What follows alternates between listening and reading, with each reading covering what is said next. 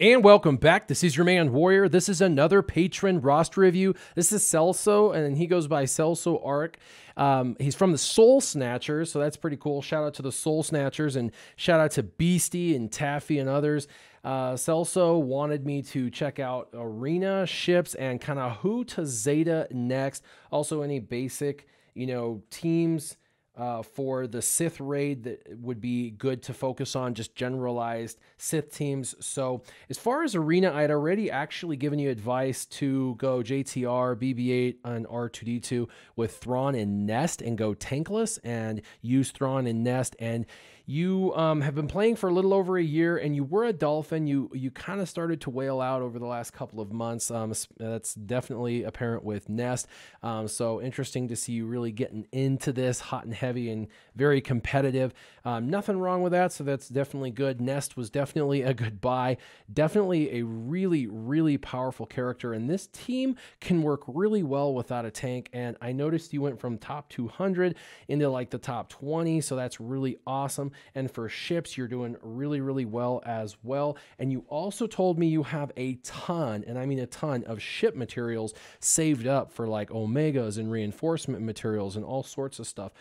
So really excited about that. So all in all, first off, you're doing really well in both arenas, and it looks like you kind of know what you're doing and how to do it. So for arena, I would continue to do this exact same team. I looked at all your modding, and your characters looked wonderful. As far as ships go, I'm looking at your team, and I actually am going to suggest a totally different ship composition than what you're using. I went down here and I noticed that your Chimera is 6 stars, your Executrix is 7 stars, and he's gear 10. You could get him gear 11 or gear 12 pretty simply. You don't even have to put a Zeta on him, and you don't even have to get him up to gear 12 at all. You could leave him gear 10, but gear 11 for the maxing out victory at all costs, and I would recommend that. So definitely try and get him up to gear 11. And then you're going to want to max out his crew power, okay? That will be the first one that you'll want to max out. And then the second ability, Heavy Ion Cannon, will be the next one you'll want to max out. And this is all with prestige, so hopefully you have a lot of that. Number 3 is going to be Executive Order, and I mean get it from 5th ability, 6th ability, 7th ability, max this out. Executive Order will be number 3. And then here is the big shebang. You're going to want to do Imperial Assault up to the maximum is the 4th one. So you're going to go this one, Victory All Costs first, 2nd ability 2nd, 4th ability 3rd, and the 3rd ability 4th.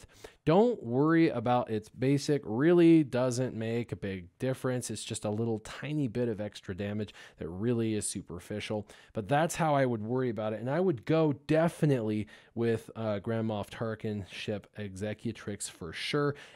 Where it's at, I believe it's definitely better than the Chimera. And then as far as your front lineup, I would actually go double tank with your Imperial TIE Fighter. So when we're looking, we have your Imperial TIE Fighter, gear 11, looking pretty good. I would get the ship's basic maxed out because this is the ability that they're going to use most frequently. And if you can, I would get the crew member ability maxed out because that's what the crew member brings to the fight. The Imperial TIE Fighter is a dodgy ship, not as much as he used to be, but is good.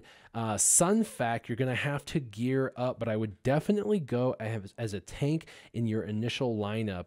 And it's really nice to have 2 tanks with Grand Moff because everybody is trying to chew through your team, and they don't want you to get to your ultimate, but you will get to your ultimate because of the team comp that I'm about to tell you about, and that is a double tank composition. So Geonosian Starfighter from Sun Fac is looking really good, but you're going to want to definitely continue to level up Sun Fac himself as a side project so you can continue to raise Prime Target up all the way to its max. And of course, you have Biggs in the initial lineup, and your Biggs looks really great. He's gear 12, and things are looking really good. When you get another chance, I would max this out. It does do like 30% more damage, and that's his call to assist. So you definitely want to use that to increase the amount of damage output in your initial 3. And then obviously in your back 4, you're going to want to do all of the back 4's reinforcement abilities, And this would be the first reinforcement. By the time they get through your Imperial TIE Fighter, you're going to have TIE Advanced coming in. His reinforcement ability will actually put damage over time for like 3 turns, 3 of them for 3 turns, and do some other stuff. It's a really, really good backup or reinforcement ability, so I would max it out, and I would also max out his basic. It does a ton of damage, and his crew power. If you get a chance, do his crew power for sure, but definitely his basic. Basics are always going to be the most important, and if they're in the reinforcement slot, you're definitely going to want to do the reinforcement abilities to the first and hopefully the second level if possible. From what you told me of what you have, I think you're able to do everything that I'm suggesting, so pretty good. Also, because you're really lucky, you have a 7-star Reaper. I know a lot of people said the Reaper went from great to crappy overnight, and that's not true at all. I would have him as the second reinforcement. He puts defense down on the opposing team, you know, buffs your team. He's super tanky. He can dispel, which is really important. He's kind of like the dark side Cassian's U-Wing, and so it's really important to have TIE Reaper in here. And as soon as he comes in, he's going to start, ships are going to start dying, and he's going to start speeding up your Executrix. And so this is a phenomenal ship to have. Remember the reinforcement ability. Make sure that when you do the reinforcements that you do the reinforcement abilities for the TIE Reaper. And then of course Cassian is another one who can strip all the buffs off of the opponent. You have them pretty high, everything looks pretty good, but I would definitely max out his reinforcement abilities and have him in your back lineup. Having him there is going to help you in your targeting to make sure you can chew through whoever it is that they're bringing towards you. And then the last for the backup would be Poe Dameron's X-Wing, and I would definitely try and get perfect shot maxed out and his basic cover all angles maxed out. This does both of them do a ton of damage. And then also max out, and this is going to be the most important ship of all the ships I've told you about, Darth Vader and him. Their basics and the reinforcements are the most important. I would put Darth Vader's reinforcements on, then Poe's reinforcements on, Darth Vader's basic and crew abilities, and Poe's basic and crew abilities, because these two ships are the two biggest and strongest reinforcement ships you've got, and they're gonna make a literal dramatic entrance like the ability says. And so just see what happens when you do that and have those 4 in the back. You're gonna see that they're just gonna become massive powerhouses once you apply all of those abilities to these particular ships, and you're not gonna regret going Grand Moff Tarkin. I can guarantee that. It's really probably one of the top 2 best ships for this in particular. Now, Jedi Training Ray and Jedi Training Ray team, you're coming along really great with your resistance, and everything's looking really good here. You were talking about zetas, possible zetas on teams, and what other teams should you be kind of focused on. And obviously for now, because this is your arena team and because it's going to help in all the other abilities and raids and things like that, Virtuous, Protector, and Insight, I would definitely add those zetas. Those are 2 really solid zetas, and with her being in your arena squad, it is going to help her and help the team for sure. So definitely would consider those 2 zetas. But after those 2 zetas, the next 2 teams / zetas with teams that I would consider would be number 1, First Order. Your First Order's all 7 stars, gear 11, looks amazing. So I would definitely do Kylo Ren Unmasked's leadership ability at a minimum, and then I would use your top 5, Kylo Ren Unmasked with Zeta as your leader, the First Order Executioner, Kylo Ren, First Order Officer, and Stormtrooper. If you were going to put a second Zeta on this First Order team to make it really pop, I would do Kylo Ren, OG Kylo Ren, because his Zeta helps him do a terrific amount of damage. And of course, the First Order Executioner and Officer don't need any, which is awesome. And even Stormtrooper doesn't need his, even though his is good, he doesn't need it. So really, Kylo Ren Unmasked lead, and then Kylo Ren, OG Kylo Ren. This team otherwise looks really good and is a great team for you to add this Zeta to, so you can really help this team pop. It's going to do significantly more in every area of the game. The next after this team would actually go to Night Sisters, and the reason why I put them secondary is because you already have Asajj's leadership, and they're all gear 12, so that's really, really good.